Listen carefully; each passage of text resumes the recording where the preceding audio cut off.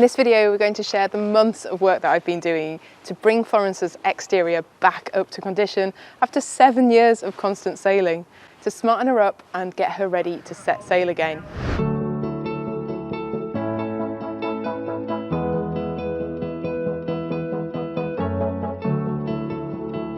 This job started months ago, right back when we first moved into this shed.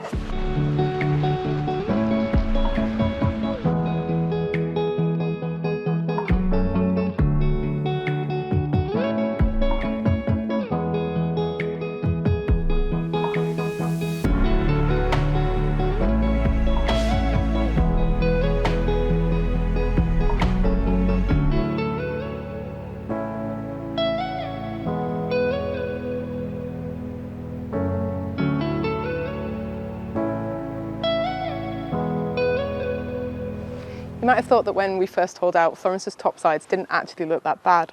And the reason for that is because I actually gave them a really good clean and polish right before we hauled out, which I know is a really strange thing to do, but I just wanted her to look her best for her homecoming.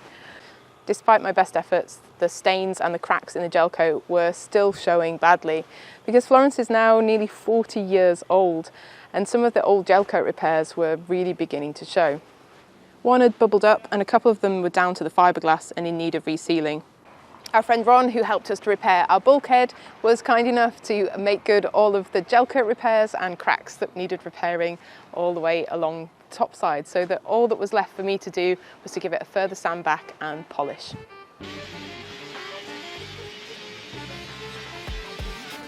Working on the hull is possibly the only time a sailor wishes for a slightly smaller boat.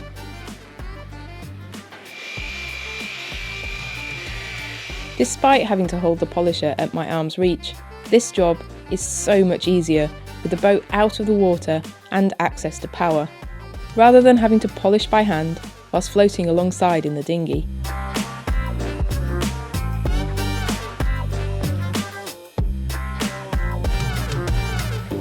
So that part of Florence's exterior was done right at the start of our time in the boatyard, and then we had to stop all of that work to concentrate on other priorities like fitting our new tow rail, adding insulation, and also installing our new heater. And now we're coming to the point where we're actually towards the end of our time in the boatyard. We've made it through the winter and spring has arrived. There is blossom everywhere. And that makes me really happy, because it's one of the things that I have missed the most about not being in the UK is the seasonal change and the spring flowers. So although I'm filled with joy on our brief sights of all of the blossom on our way into the boatyard, we're also filled with a little bit of panic, because our time in the boatyard is coming to a close. We are supposed to be launching in the spring and we are nowhere near ready. One of the great things about spring's arrival is that the weather is finally getting warmer and it's warm enough to paint, so I can now focus on anti-fouling Florence's hull.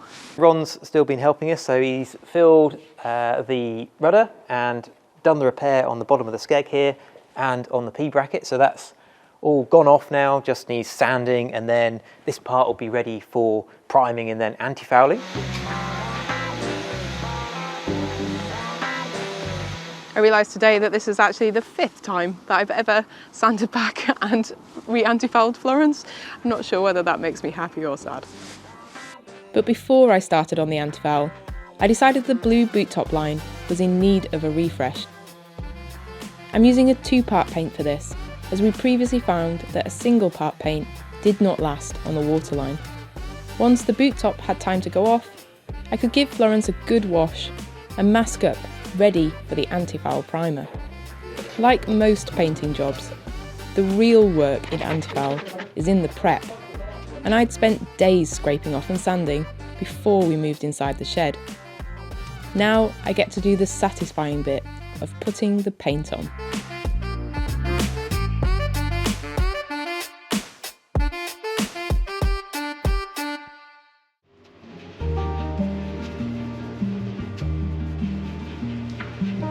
You didn't think that we were leaving her painted grey, did you? That was just the primer. We're hoping to go 2 years in the water before we haul out and do this all over again. So I'm putting on 3 coats of ablative antifoul plus extra on the high wear areas.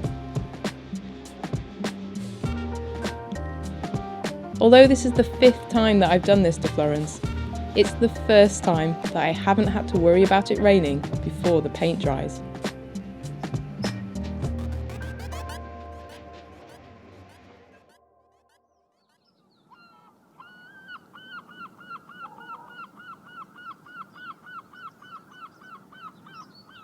I have finally finished antifouling Florence's hull, which means that today we get the really satisfying job of peeling off the masking tape.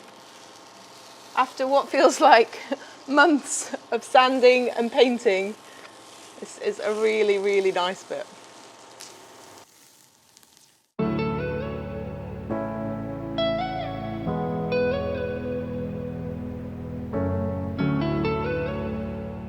Florence's hull is now in better condition than when we bought her 8 years ago. But it isn't a major change from how she looked before. However, now we are about to make a huge change. She's going to look very different on deck. The time has come to deal with one of the big jobs that we actually brought Florence into a shed in order to deal with, and that is the deck. Now, you might remember at the start of the refit, we spent a huge amount of time chipping off and sanding Florence's deck to get rid of the old deck grip. It had Treadmaster on, which had worked well for many years of our circumnavigation, but was starting to peel and lift in places, probably due to the amount of UV we've had on it in the tropics. It took a huge amount of effort to get that off. And it didn't come off as cleanly as we'd hoped. Just mixing up some gel coat so we can fill all of the repairs that we need to do along the deck.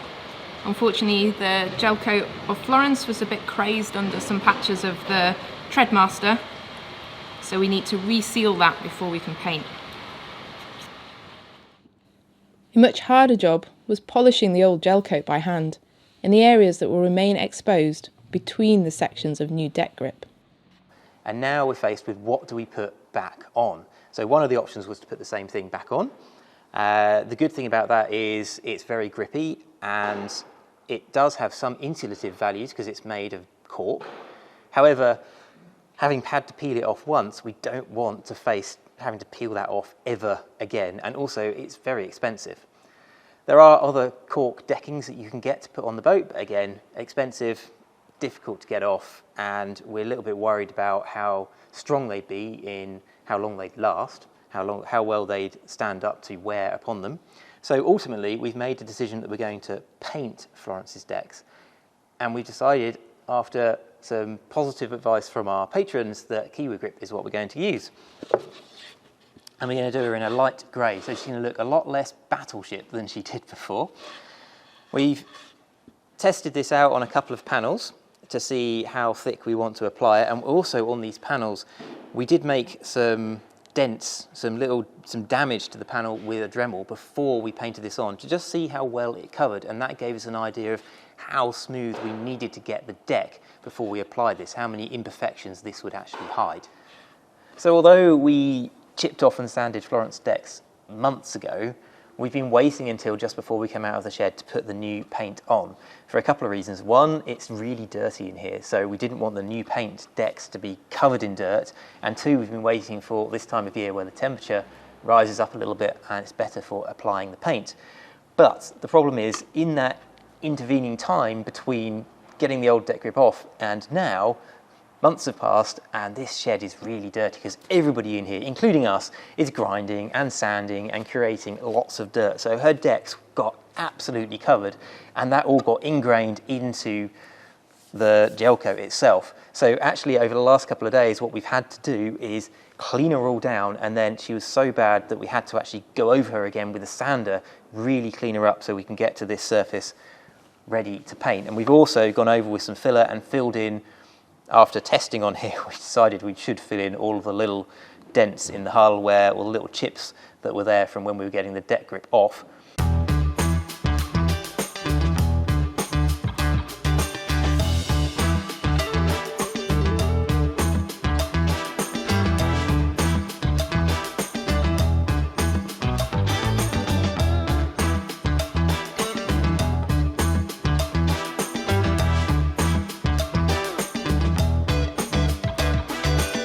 So we've filled, faired, sanded and washed her down, and this is the cleanest she's been since we came into the shed.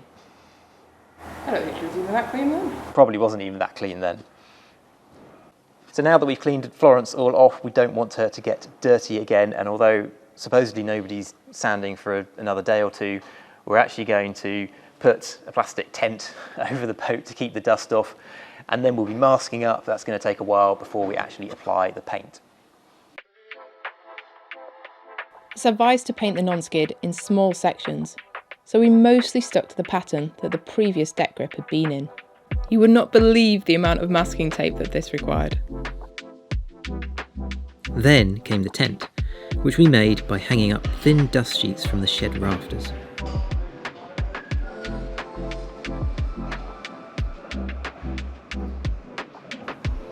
With Florence protected from the muck being generated in the rest of the shed, we wiped down the decks with acetone to remove any remaining grease and the wax from our gel coat repairs. That looks really thick, right? This is where things got more difficult. We soon realised that our tiny practice and test wasn't enough, and it was a struggle to get enough paint on to provide coverage without the grip looking too thick and aggressive. Should we take some off? I'll just work it with that and see what happens. That's too thick. It's too thick, yeah. Way too thick. So roller it off onto, take some off, I think. Put it on here? Yeah, what do you think? Yeah. We did Florence's back deck first, to learn the technique. It was very different applying the paint to the sanded but smooth deck, compared with our rough and porous plywood test panels. Then we moved on to the rest of the deck, and this took a couple of days.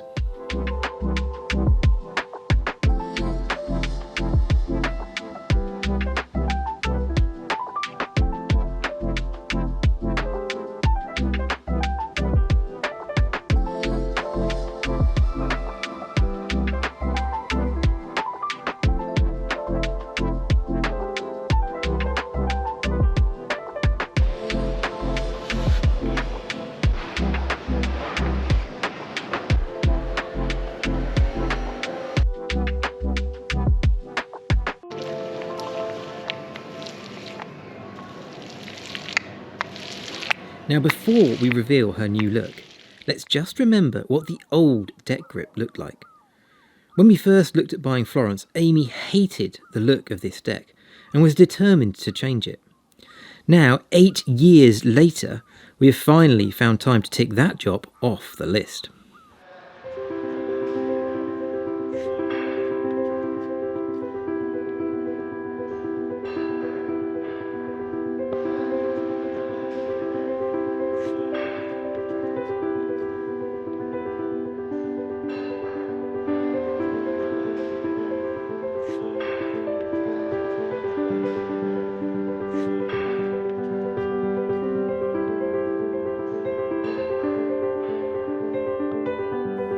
I've finally taken the tent off and we get a much better view of the deck, and I think it looks really good.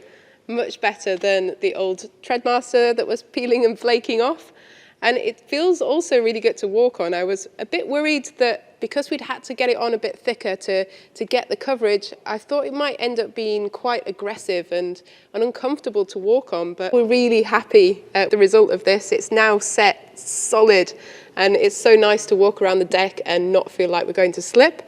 I'm going to be really interested to see how well it holds up, how durable it is, and also how easy or difficult it is to clean. But overall, we are really pleased with the results. And although we took our time to try and get the right amount of grip and the right coverage, I actually can't think of anything else that would have been easier to apply than this paint. How much paint you need massively depends on the thickness applied. We ended up using 8 litres on Florence. But the real test is to move Florence outside this shed and to actually go sailing and test it with some salt water. But before we can go sailing, there is a lot more work to be done. Today I'm moving on to the next job, which is refinishing or refurbishing Florence's cabin sole. And the floorboards on Florence probably didn't look that bad in the before photos, but when you look at them a little bit more closely, you can see that we've got lots of knocks which go quite a lot. They're quite deep, and then the varnish itself is peeling off in places. And the trouble with that is that our floor, even when we're not walking on it with wet feet, quite often when the air itself is damp, it just absorbs moisture because it's not sealed anymore. So it needs resealing, and whilst I'm sanding it back, I may as well try and get it looking a bit fresher and nicer. But the challenge with refinishing a floor like this, which is the kind of typical flooring on a lot of boats of Florence's age, is that it's a marine plywood with a really paper thin veneer on the top. So the best way I found online of removing the varnish is to sand it back, but you need to be so careful not to actually sand through the veneer, otherwise you get a really ugly burn mark because you can see the plywood underneath the veneer. So we've got 13 of these on board, which I need to sand back very carefully. Not entirely sure how long this is going to take me or the finish that I'll be able to achieve at the end. But yeah, let's see how it goes.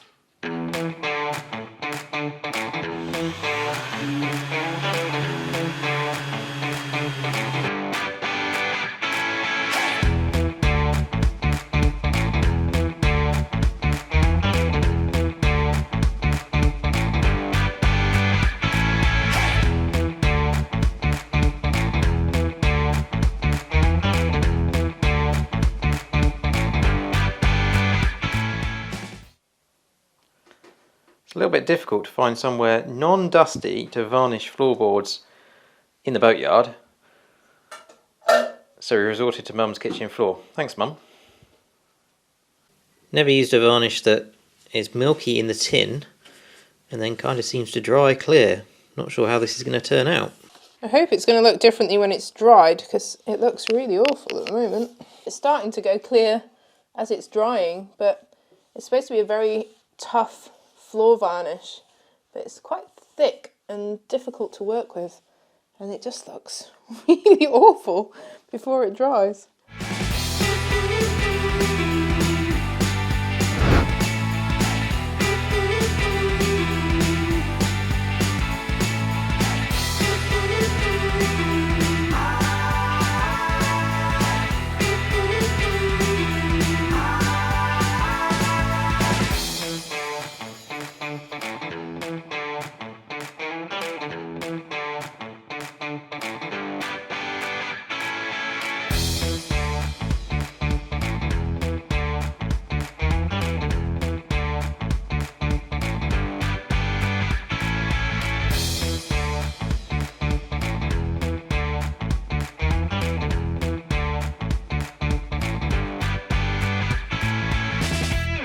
The varnish that we ended up choosing was actually a regular DIY store floor varnish. It's water-based, and the benefit is that it dries really quickly.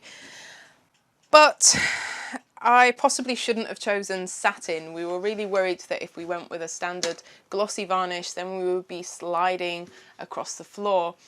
And although the grip does seem really good and it has sealed the floor is not going to have the same problems with water getting into the wood as it used to.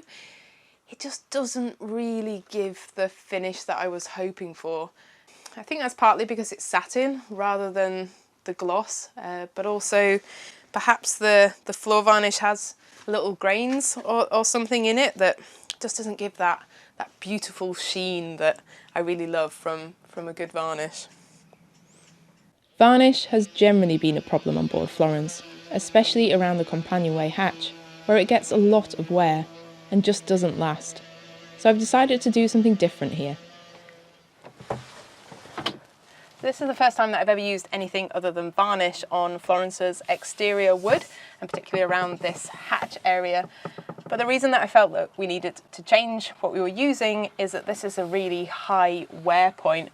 And so the varnish, it quickly becomes worn, broken, and then starts to peel off, and the wood behind it is exposed to moisture and so starts to look black, and it gets really shabby really quickly. So I've actually decided to take the opportunity whilst we're in the shed to sand all of this back and then apply a teak sealer, which I'm hoping will be a lot easier to maintain. This is the teak sealer that I've chosen, just because it was what was available in the local chandlery. It's not necessarily recommended higher than any others, but what I'm hoping is that it will be much easier to maintain, because every time I reapply it, I don't have to sand back and start from the very beginning. It's quite a matte finish, and I don't think it looks anywhere near as nice as a fresh glossy varnish, but that only lasts for about 5 minutes anyway, so I'm hoping that in the long run this is going to look much better and be much easier to maintain. Next time we will share a major change that we have made inside Florence. In fact, this is a massive change and our biggest ever upgrade, bringing Florence bang up to date. For extra updates in between these bi-weekly videos, and to find out what we're up to in real time, head over to Patreon and join the crew. Of course, don't forget to subscribe to make sure that you don't miss the next episode here on YouTube. Continuing our voyage on Florence would not be possible without the support of our patrons. Thank you to all of you, and especially to our star patrons.